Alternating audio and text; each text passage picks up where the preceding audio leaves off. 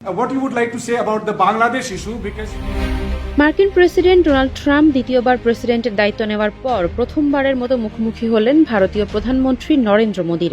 বৃহস্পতিবার হোয়াইট হাউসে ট্রাম্পের সঙ্গে বৈঠকে বসেন মোদী। বাণিজ্য থেকে অভিবাসন একাধিক ইস্যুতে আলোচনা হয় ওই বৈঠকে। বৈঠক শেষে এক সাংবাদিক ট্রাম্পকে প্রশ্ন করেন বাংলাদেশের বিষয়ে তার অভিমত কি, কারণ এটা স্পষ্ট যে বাইডেন প্রশাসনের আমলে মার্কিন ডিপ স্টেট বাংলাদেশে সরকার পরিবর্তনের সঙ্গে জড়িত ছিল। এমনকি মোহাম্মদ ইউনুস জুনিয়র সরোসের সঙ্গেও দেখা করেছিলেন। বাংলাদেশের বিষয়টি নিয়ে তার দৃষ্টিভঙ্গি কি?